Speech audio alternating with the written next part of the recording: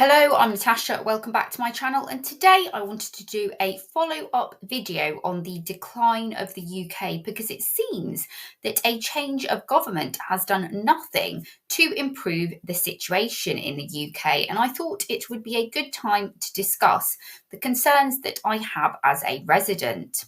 First thing is a lack of investment in public infrastructure. An example being parks where children play.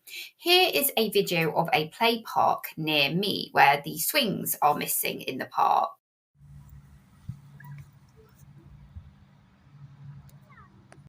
It seems that every park that I go to in my area, there is something wrong or missing, and it doesn't really incentivize kids to get out and get moving. In general, public infrastructure is not repaired, or if it is, it takes a long time to do. There is a theme in general that investment is needed. I actually wrote my MP to raise this issue. I have no idea where council's money is going, and of course, we know that many councils in the UK are going bankrupt due to general financial mismanagement. Then there is just the general levels of immigration in the UK. People voted in favour of Brexit to control migration, but politicians in the UK have just completely ignored this and have replaced European migration with migrants from Africa, the Middle East, and India. The demographics have completely changed in the UK. The economy is crumbling, debt levels are high, infrastructure is failing, and we simply cannot afford to accommodate all that want to come here.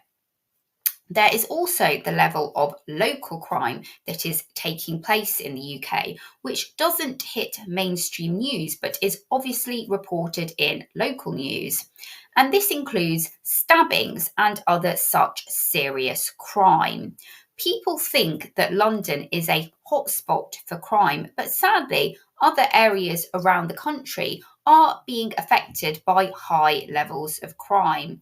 Stabbings and knife crime are occurring regularly in the area where I live, for instance. There are also cases where a serious crime is publicised, but then there is no public information regarding why the attack took place or the reasons for the attack. It completely goes off the radar. And I suspect that this is to protect certain minorities in the country and to control ethnic tensions between different groups in the UK.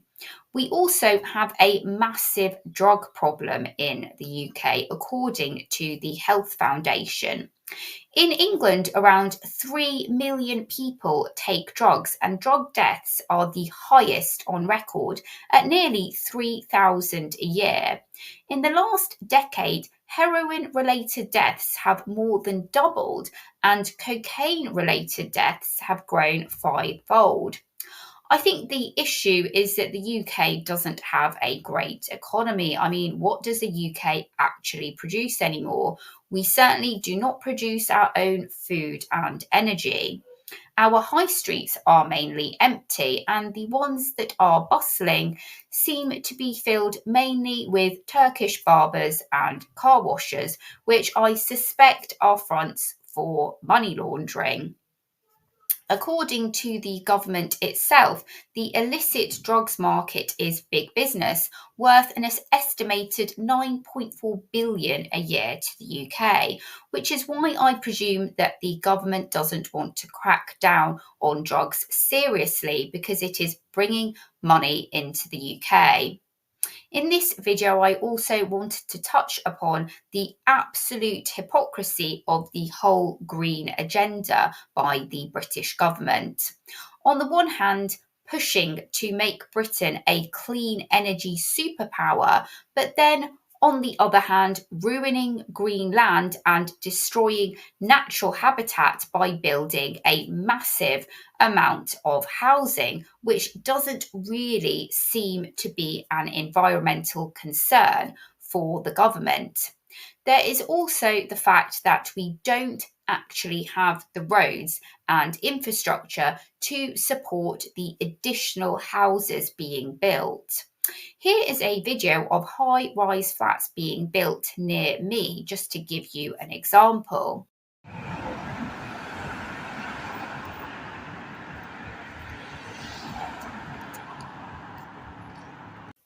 I do fear that the UK will just become a country of high rise flats and housing, and all the green land will disappear, especially with the relaxation of planning rules. I also personally find it extremely hypocritical of the government to proclaim to be pro environment and nature when at the same time pushing for war and escalation. War has a massive impact on the environment.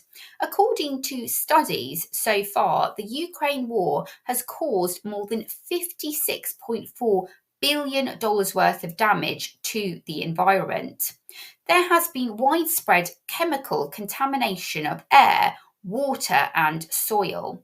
Landscape destruction, shelling, wildfires, deforestation, and pollution have adversely affected 30% of Ukraine's protected areas.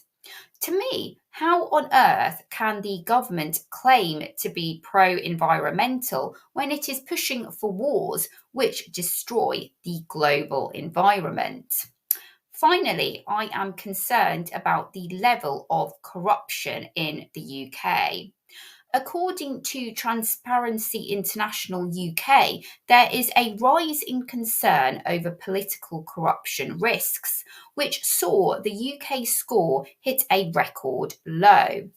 In the Transparency International's Corruption Perceptions Index, the CPI, the UK's 2023 CPI score represented the most significant drop in Western Europe over the past 5 years, -9, steeper than Poland -6 and Austria -5.